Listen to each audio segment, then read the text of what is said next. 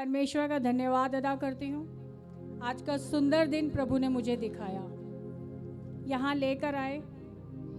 आप जैसी अच्छी कलीसिया में आप लोगों का उत्साह देखकर मैं खुद भी बहुत उत्साहित हो गई। सच में जो आराधना होती है वही सबसे बढ़कर होती है। आराधना में हम परमेश्वर नीचे ले आते हैं प्रभु को। हम जब दिल से पुकारते हैं ना, रो रो के, जैसे एक बच्चा रोता है और माँ को पुकारता है, माँ दौड़ के चली आती है, ऐसे ही जब हम अपने हृदय से प्रभु को पुकारते हैं, रो रो के पुकारते हैं, तो प्रभु हमारे बीच में आ जाते हैं। हालेलुया। मैं आराधना में मैं इतनी उत्साहित हूँ कि मेरे का मतलब अभी तक मैं उसमें ही घूम रही हूँ। सच में परमेश्वर का धन्यवाद अदा करती हूँ। मेरा नाम कल्पना कुमार है, मुंबई में रहती हूँ, फिल्म लाइन में हूँ, बहुत सी फिल्मों में, सीरियल में, एड में काम किया है। क्रिश्चियन परिवार में पैदा हुई। क्रिश्चियन परिवार में पैदा होने का मतलब ये नहीं है मैं यीशु को जान गई। मैं क्रिश्चियन परिवार में पैदा ज़रूर हुई थी। हमारा परमेश्वर यीशु है ये जानती थी, ये मानती भी थी, लेकिन हमारा परमेश्वर अद्भुत करने वाला चमत्कारी परमेश्वर है, वो कुछ भी कर सकता है ये नहीं जानती थी। सच में, क्योंकि क्रिश्चियन थी इसलिए प्रभु को जानती थी, चर्च जाती थी, लेकिन तकलीफ़ें आती हैं, इंसान हैं, तकलीफ़ें आती हैं, बीमारी आती है, परेशानी होती है, डॉक्टर के पास जाते हैं, लेकिन मुझे नहीं पता था कि जो हमारा पिता है वो डॉक्टरों का डॉक्टर, वैद्यों का वैद्य है। Hallelujah, hallelujah. हमें दुनिया की दौलत भी मिल जाए, हम करोड़ोंपति अरबोंपति भी हो जाएं, तो भी इतनी खुशी और आनंद नहीं मिलता जो प्रभु में मिलता है। हालेलुया। सारी जिंदगी ऐसी जीती रही। शादी से पहले मैं प्रभु को जानती थी लेकिन पहचानती नहीं थी। पहचानना किसको बोलते हैं? सिर्फ हम जानते थे कि परमेश्वर है, हमें ये प्रार्थना करनी है, ऐसे करना है, ये करना है, लेकिन हमारा भरोसा इंसानों पे रहता है। मेरा भरोसा अपने पिता पे, माता पे और सब पे, दुनियावी लोगों पे था। शादी हो गई। शादी होने के बाद जो मेरे हस्बैंड हैं वो हिंदू बैकग्राउंड से हैं, लेकिन उन्होंने मुझे प्रभु से पहचान करवाई। हालेलुया। कितनी बड़ी बात है ना, कितनी बड़ी बात है। वो हिंदू बैकग्राउंड से होने के बावजूद और मैं क्रिश्चियन होने के बावजूद उन्होंने मेरी पहचान परमेश्वर से करवाई। वो मुझे कहने लगे प्रार्थना करने से बहुत कुछ होता है। हम प्रार्थना करते थे, छोटी मोटी प्रार्थना करते थे, थोड़ी बहुत प्रार्थना करते थे, विश्वास नहीं करते थे। जैसे ही हम चर्च जाने लगे तकलीफ़ें हमारे पास आने लगीं। जैसे हम विश्वास में बढ़ते गए शैतान हमारे पीछे दौड़ना चालू कर दिया। हम जितना आगे जाते उतना वो हमें पीछे खींचने लगा, तकलीफ़ें आने लगी। तब समझ में आया सच में परमेश्वर, हम आगे बढ़ने लगे हैं, शायद हम परमेश्वर को जानने लगे हैं, तभी शैतान को तकलीफ़ होने लगी है। क्योंकि जब हम परमेश्वर के पास जाते हैं और विश्वास में बढ़ जाते हैं तो शैतान टिकता नहीं है, उसे जाना ही पड़ता है, उसे घर छोड़ना पड़ता है। हम चर्च जाने लगे, प्रार्थना में आगे बढ़ने लगे, बहुत आगे बढ़ने लगे और इतने उत्साहित रहने लगे कि हमें समझ में आ गया इस दुनिया में हर चीज़ व्यर्थ है।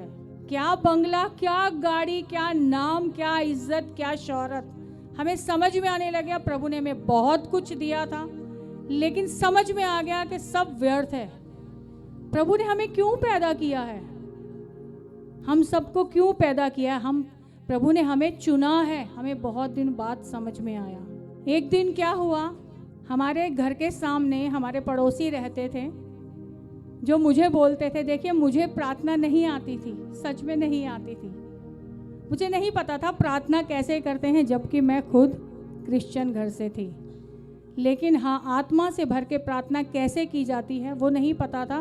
किताबी प्रार्थना करते थे जैसे सब लोग करते हैं, बाइबल पढ़ के प्रार्थना करते थे, लेकिन आत्मा से प्रार्थना कैसे की जाती है नहीं पता था।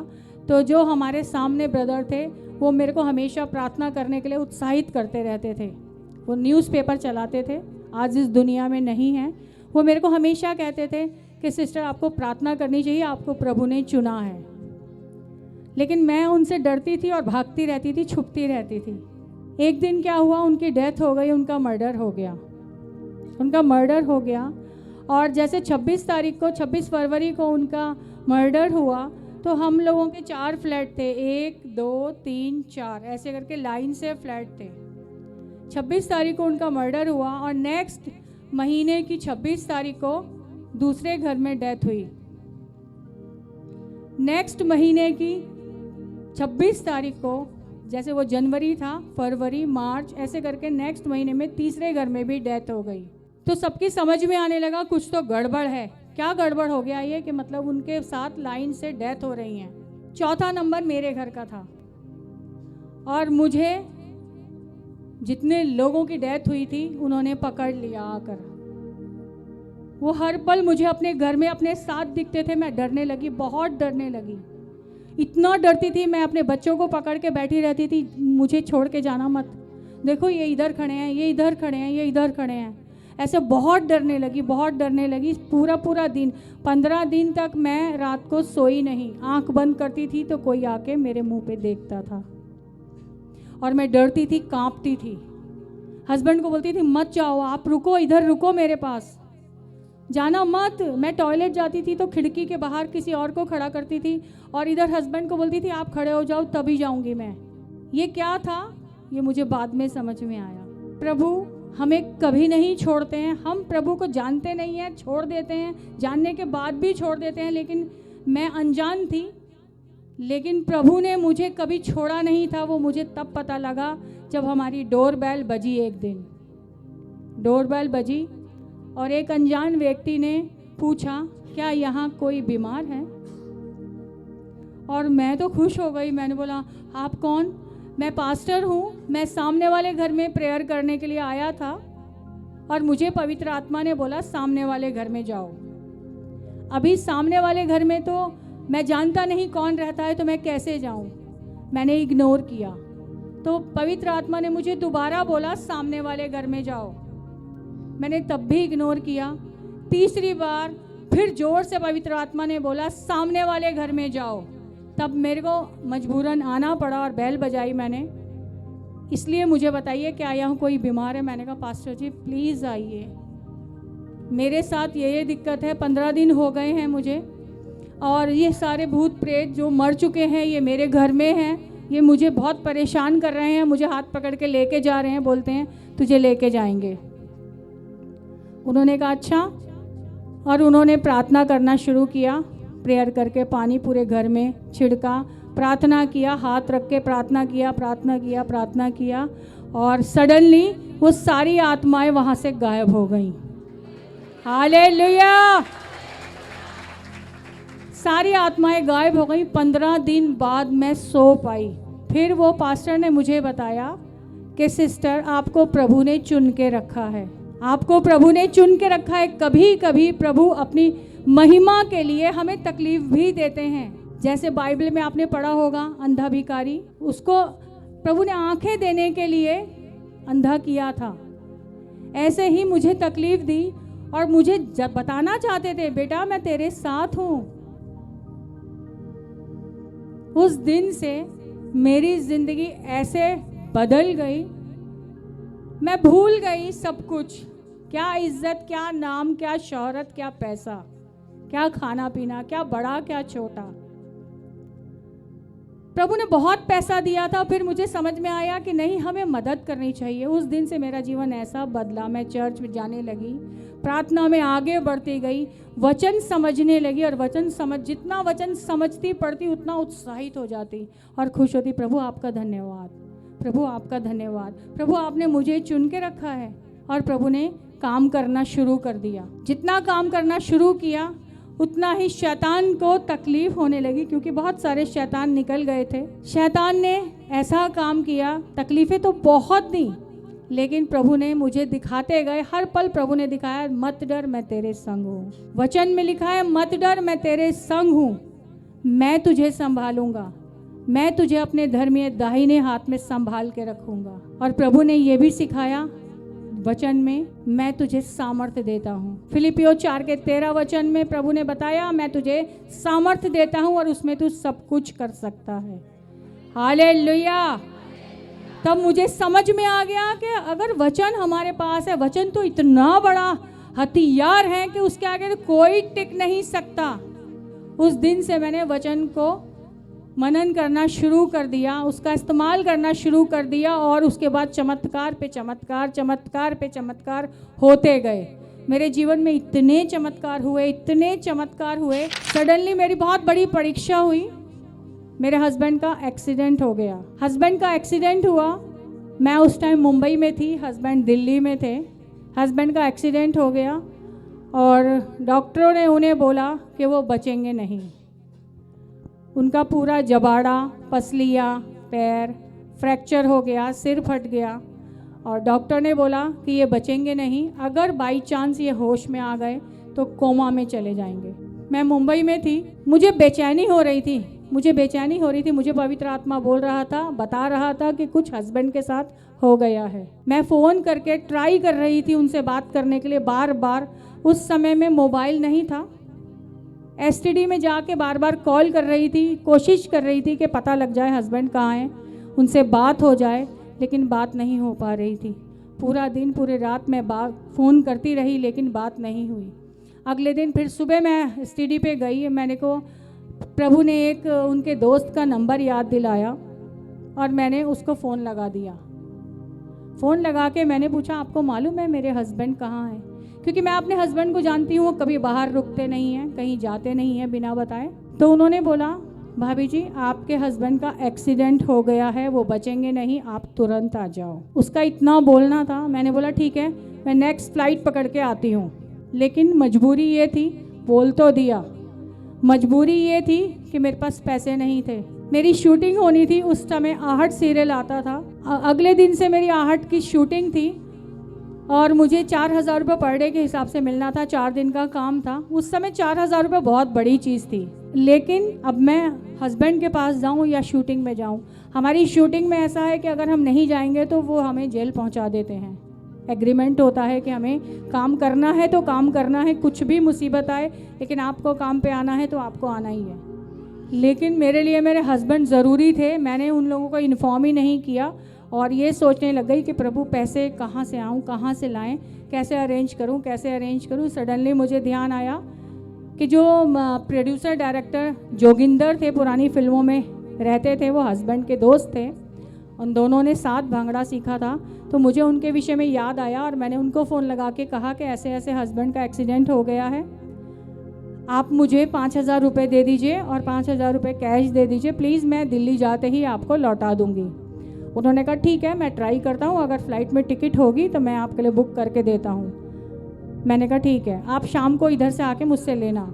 उनका फ़ोन आया, बोले मिडनाइट फ़्लाइट का टिकट मिल रहा है, मतलब बीच रात का टिकट मिल रहा है, क्या आप जाएंगी? मैंने कहा हाँ जाऊँगी, बहुत ज़रूरी है जाना। हस्बैंड का एक्सीडेंट हुआ है और मुझे नहीं पता, डॉक्टर बोल रहे हैं वो बचेंगे नहीं। लेकिन मेरे अंदर जो डर होता है ना, अभी कोई ऐसा सुनेगा तो, उस टाइम हम प्रभु को जान चुके थे ना, मेरे अंदर वो डर नहीं आया कि उनको कुछ हो जाएगा। बस ये था कि मुझे जाना है, पहुंचना है। मैं रात को उनके घर गई और 2 एनवलप उन्होंने मुझे दिए, एक में 5,000 रुपये कैश और एक में टिकट। मैंने दोनों लिए और ऑटो में बैठ के एयरपोर्ट चली गई। अभी एयरपोर्ट पहुंची तो देखा एनवलप दोनों कहीं गिर गए हैं। शैतान ने क्या किया क्या नहीं किया मालूम नहीं, लेकिन वो दोनों एनवलप खो चुके थे। अब मैं ढूंढ रही हूँ कहाँ गया एनवलप, कहाँ गया? अरे अब कैसे जाऊँगी मैं? अभी जिससे पैसे लिए उसके पास दोबारा भी नहीं जा सकती कहने के लिए कि आप दोबारा पैसे दे दीजिए, वो सोचेगा कितनी लापरवाह है।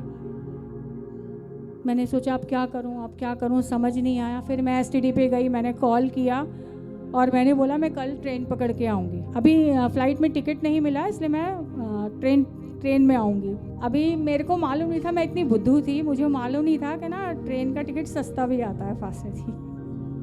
मेरे को राजधानी पता था, मैं राजधानी में ही जाती थी, तो मुझे लगा अब उसका भी 2,500-3 हज़ार रुपये का टिकट होता, वो भी तो अरेंज करना पड़ेगा। अभी कहाँ से लाऊँ, क्या करूँ, उसके लिए भी तो पैसे चाहिए। फिर सडनली ध्यान आया कि इतना मैं ज्वेलरी पहनती थी काफ़ी, तो मैंने याद यार इतना ज्वेलरी पहना है, इसको बेच देते हैं, इसको बेच के जाके टिकट का अरेंज हो जाएगा। मुंबई एक ऐसा शहर है, अगर आप कुछ बेचने जाओगे तो कोई खरीदेगा नहीं। बड़ी विडंबना हो गई। मैं हर दुकानदार के पास जाके बोल रही थी कि प्लीज़ ये ले लो, ये ले लो और मुझे पैसे दे दो। वो बोल रहे थे रसीद दो। मैंने बोला कैसी बात कर रहे हैं आप, हम कोई ज्वेलरी पहन के घूमते हैं तो क्या हर शहर में रसीद लेके घूमते हैं क्या, ऐसा कैसे? लेकिन किसी ने नहीं लिया। बहुत दुकानों पे घूमी, बहुत दुकानों पे घूमी, लेकिन किसी ने नहीं लिया। सडनली एक दुकान वाले को मेरे मुंह से निकला 50,000 की रिंग मेरी। मैंने बोला आप मुझे प्लीज़ 3,500 रुपये दे दो बस। उसने मुझे तुरंत दे दिए, तुरंत दिए। मैंने लिया, मुंबई सेंट्रल पे गई। वहाँ पे जो वहाँ के हेड हैं, परमेश्वर ने हिम्मत बहुत दी है, बहुत दी है, प्रभु का धन्यवाद। वहाँ पे गई और उनके ऑफिस में जाके मैंने बोला कि प्लीज़ मुझे VIP कोटे से एक टिकट दे दीजिए, ऐसे ऐसे प्रॉब्लम हुई है। उन्होंने VIP कोटे से मुझे टिकट दिया और मैं टिकट लेके दिल्ली पहुँच गई। दिल्ली पहुँच के मैं तुरंत अस्पताल भागी तो देखा हस्बैंड बेहोश पड़े हैं और जो उनके साथ के सारे लोग हैं वो कह रहे थे कि ये बचेंगे नहीं, और डॉक्टर ने बोला ये बचेंगे नहीं, इनको ऐसे ही छोड़ दिया है। मैंने बोला ठीक है, डॉक्टर ने बोला है ना, ठीक है, हम यीशु मसीह के बच्चे हैं, अगर प्रभु ने इनकी जान लेनी है तो कोई बचा नहीं सकता, और अगर प्रभु की तरफ से जीवन है तो इनको कुछ हो नहीं सकता। मैंने कुछ भी नहीं किया, कुछ भी नहीं किया, बस उनके ऊपर हाथ रखा और चुपचाप चुपचाप प्रार्थना करती रही, प्रार्थना करती रही, हृदय से प्रभु को पुकारती रही, प्रभु को पुकारती रही।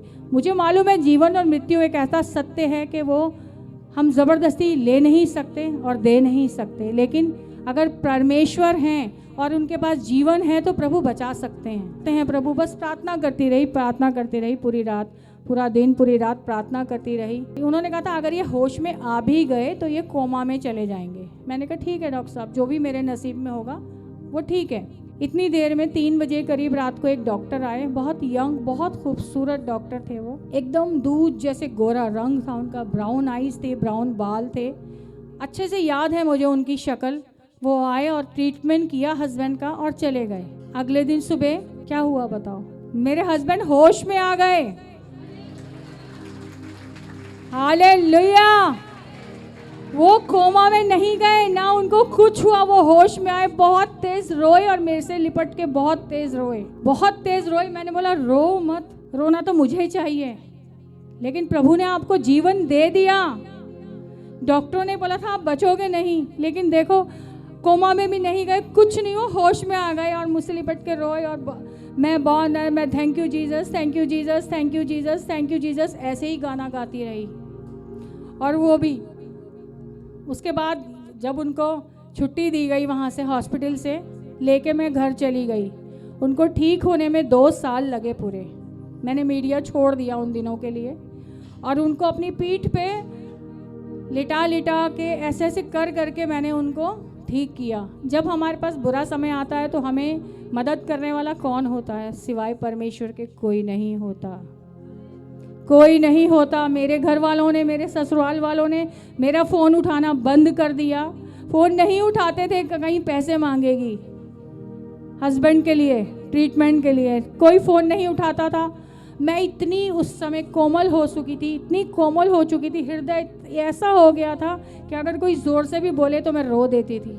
एक ऑटो वाला मिला जिसको मैंने बोला भैया आप यहाँ तक चलोगे, कनॉट प्लेस तक चलोगे? तो उसने बोला नहीं मुझे नहीं जाना। बस उसने इतना बोला और मैं रोने लगी आंसुओं से। वो बहुत हैरान हो गया, वो बहुत मतलब वापस आया, मेरे को बोला बहन जी आपको क्या हो गया, आप क्यों रोने क्यों लगी? मैंने तो आपको कुछ नहीं कहा। मैंने कहा नहीं आप जाइए, आपको सिर्फ पैसे से मतलब है ना, इंसानियत कोई चीज़ नहीं है, आप जाइए। वो बोलने लगा नहीं मेरे से गलती हो गई, आप बताओ आप कहाँ जाना है आपको? मैंने बोला मुझे हस्बैंड के साथ ऐसे ऐसे प्रॉब्लम है, मुझे दवाई लेने जाना है। वो मुझे दवाई लेके गया और अपना नंबर दे के गया और उसने बोला बीच रात में भी आपको ज़रूरत होगी तो मुझे बुलाना। हालेलुया! प्रभु किसी ना किसी को भेजता है मदद करने के लिए। उस दिन के बाद मुझे दवाई लाने में, कहीं जाने में कोई दिक्कत नहीं हुई। उसके बाद असली बात आती है अब, जब मुझे वापस हॉस्पिटल में बुलाया गया हस्बैंड को दिखाने के लिए, चेकअप के लिए बुलाया गया, तो डॉक्टर जिन्होंने इलाज किया था उनका नाम था डॉक्टर CL शर्मा। मैं हॉस्पिटल गई, ढूंढा, CL शर्मा का रूम देख के अंदर चली गई। वहाँ एक बुजुर्ग से आदमी बैठे हुए थे। मैंने उनको बोला, सर मुझे डॉक्टर CL शर्मा से मिलना है। तो वो ऐसे बैठे हुए थे, उन्होंने मुझे यूँ देखा, किससे मिलना है? मैंने बोला डॉक्टर CL शर्मा से मिलना है सर। बोला आप ये देखिए नेम प्लेट। उस नेम प्लेट पे लिखा था डॉक्टर CL शर्मा। मैं शॉक्ड हो गई। मैंने बोला आप डॉक्टर CL शर्मा नहीं है? तो बोले मैं हूँ डॉक्टर CL शर्मा। कौन बोलता है मैं नहीं हूँ? मैं हूँ डॉक्टर। मैंने बोला नहीं आप है ही नहीं, क्योंकि डॉक्टर CL शर्मा ने इनका ट्रीटमेंट किया था, मैं उनको पहचानती हूँ, वो तो कोई और हैं। अब उन्होंने कहा दिखाओ फाइल, दिखाओ ज़रा। फाइल लिया, फाइल को देखा, शॉक्ड हो गए। हंगामा हो गया। इतना बड़ा हॉस्पिटल, इरविन हॉस्पिटल दिल्ली का, हंगामा हो गया। डॉक्टर CL शर्मा के साइन किए तो किए किसने? हालेलुया। किए तो किए किसने? सारे डॉक्टरों की उन्होंने परेड निकाल दी बुला के, किसने किए ये साइन? और मैं मुस्कुराने लगी। मैंने बोला thank you Jesus, thank you Jesus, thank you Jesus, thank you Jesus, thank you Jesus. मैं जान गई वो इलाज करने वाला डॉक्टर नहीं, डॉक्टरों का डॉक्टर मेरा यीशु मसीह था, सच में। और मैं उनको लेके वापस घर चली गई। तब मेरे समझ में आया। उसके बाद मैं दीवानी हो गई, पागल हो गई बिल्कुल यीशु के पीछे। मुझे कुछ नहीं चाहिए, मेरा बस नहीं चलता, वरना मैं घर में 1 मिनट के लिए नहीं बैठूं। मैं हर एक को बताऊं, सुनो देखो यीशु मसीह कौन है। जिंदा खुदा है वो हमारी हर बात सुनता है, छोटी छोटी बात जानता है, हमारे हृदय में होती है। गूंगों की भी तो पुकार सुनते हैं ना प्रभु। तो हम अगर हृदय में भी कुछ बात बोलते हैं तो वो सुनते हैं। उसके बाद मेरी जिंदगी में चमत्कार चमत्कार चमत्कार, ऐसे ऐसे चमत्कार होते हैं जिसको लोग हंसते हैं सुनकर, विश्वास नहीं कर पाते हैं, बिल्कुल विश्वास नहीं कर पाते हैं। और मेरे घर वाले और मेरे ससुराल वाले हैरान हैं। वो जादू टोना कर करके थक गए, मेरा परमेश्वर को हरा नहीं पाए आज तक जादू टोना करते हैं वो। मैं क्या बताऊं आपको और क्या ना बताऊं, लेकिन मैं डरती नहीं हूं।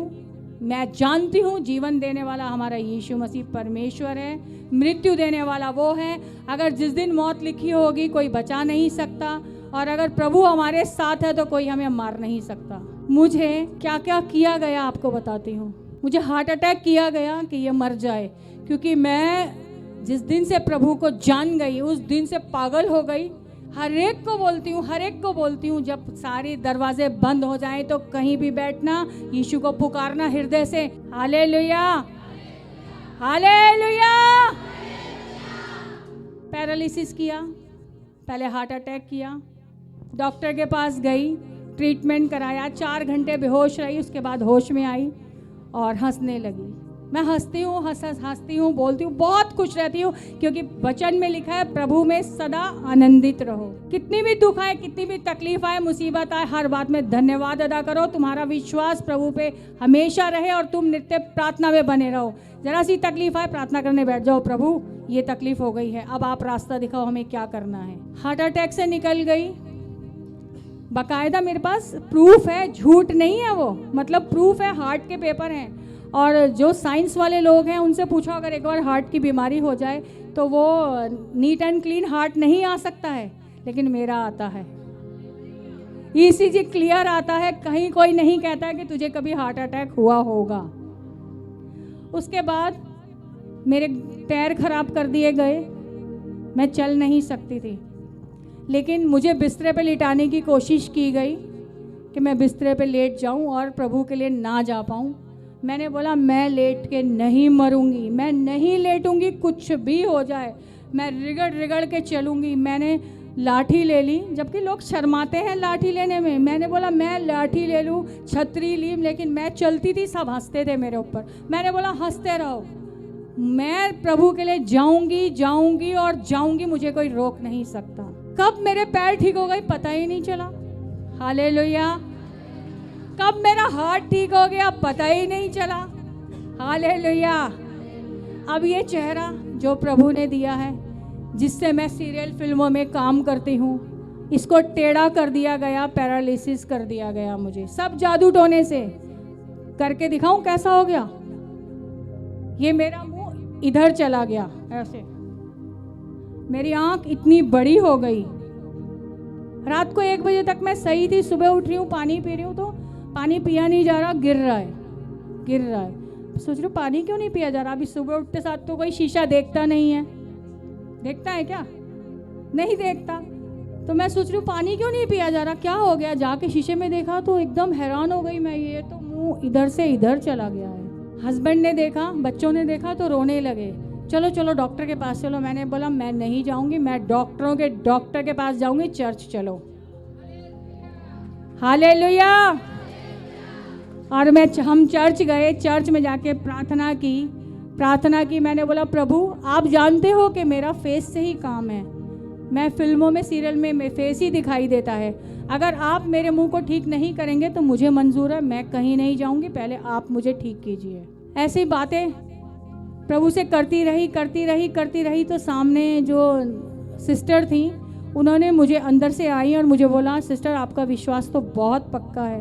मैंने बोला सिस्टर प्रभु के सिवा तो कुछ है ही नहीं, अगर आज हम जीवित हैं सिर्फ और सिर्फ यीशु मसीह की वजह से हैं, वरना लोगों ने अगर हमारे ऊपर इतने जादू टोने किए हैं कि हम जिंदा होते ही नहीं, लेकिन प्रभु हमेशा बचा लेते हैं, पता ही नहीं लगने देते मुझे। फिर मैं डॉक्टर के पास गई, डॉक्टर ने मुझे बोला आप 6 दिन में भी ठीक हो सकती हो, 6 महीने भी लग सकते हैं, 6 साल भी लग सकते हैं आपको ठीक होने में। मेंटली प्रिपेयर हो जाओ, कहीं ऐसा ना हो 2 दिन बाद आप गुस्सा करने लगो कि भाई आप ठीक क्यों नहीं हो रही हो। मैंने बोला ठीक है। और वो मुझे करंट देने लगे यहाँ पे, इधर असली करंट देख के मुझे डर लगता था, आप करंट लगाओगे मुझे, तो यहाँ करंट लगाते थे, यहाँ पूरा करंट लगाते थे। उन्होंने क्या बोला था मुझे 6 साल भी लग सकते हैं और कुछ कहा नहीं जा सकता। लेकिन मैं रेगुलर थेरेपी के लिए जाती थी, पहले चर्च जाती थी, फिर डॉक्टर के पास जाती थी। सिर्फ 1 महीना 30 दिन में मैं पूरी तरीके से चंगी हो गई। हालेलुया। यीशु मसीह ने मुझे चंगाई दे दी। मैं ये बातें इसलिए बता रही हूँ कि शैतान भी साथ साथ चलता है, हमें देखना होता है, लेकिन अगर प्रभु महसूस होते हैं हमारे साथ है तो हमें डरना नहीं चाहिए। मेरे अंदर से डर निकल गया, मौत आएगी तो आएगी, वो तो एक सच्चाई है, उसको कोई रोक नहीं सकता। ऐसे ही जिंदगी में मेरे गवाहियाँ। और देखिए हम प्रभु के गवाह हैं, प्रभु हमसे कुछ नहीं मांगता है। क्या हम प्रभु को कुछ देते हैं क्या? नहीं देते, हम दे ही नहीं सकते। हमारी कोई हैसियत नहीं है, हमारी कोई औकात नहीं है कि हम प्रभु को कुछ दे सकें। प्रभु हमसे कुछ नहीं चाहते हैं, लेकिन प्रभु सिर्फ गवाही चाहते हैं कि अगर आपके जीवन में चमत्कार प्रभु ने किया है तो आप दूसरों को बताओ। मेरा जीवन जो है प्रभु की दया से है। मेरे बच्चे, मेरे हस्बैंड आज आ नहीं पाए, परमेश्वर ने मौका दिया, तो मैं जिसकी गवाही दिया उन हस्बैंड को साथ लेकर आऊँगी, आपसे मिलवाऊँगी और आप अपनी आँखों से देखोगे हमने पैसा के पीछे भागना छोड़ दिया। काम धंधा, हमें ये दे दो, हमें वो दे दो, हमें कहा प्रभु आप चाहिए बस। हालेलुया। प्रभु आप चाहिए बस, आप जहाँ भेजना चाहते हो भेज दो, जो करवाना चाहते हो करवा लो। आपका जो उद्देश्य हमारे जीवन से है वो हमारे जीवन में पूरा होने पाए। प्रभु हम जहाँ कहीं जाएं आप हमारे साथ रहिए। हम अपने जीवन में सबसे पहला स्थान प्रभु को देते हैं और मरते दम तक देते रहेंगे। इससे ज़्यादा मैं कुछ भी नहीं कहना चाहती, बस मैं यही कहना चाहती हूँ प्रभु में सदा आनंदित रहो, बने रहो, विश्वास में बढ़ते जाओ और हर एक बात के लिए धन्यवाद अदा करते रहो, क्योंकि परमेश्वर का हमारे लिए यही इच्छा है। Hallelujah. Thank you Jesus, thank you. जय मसीह की।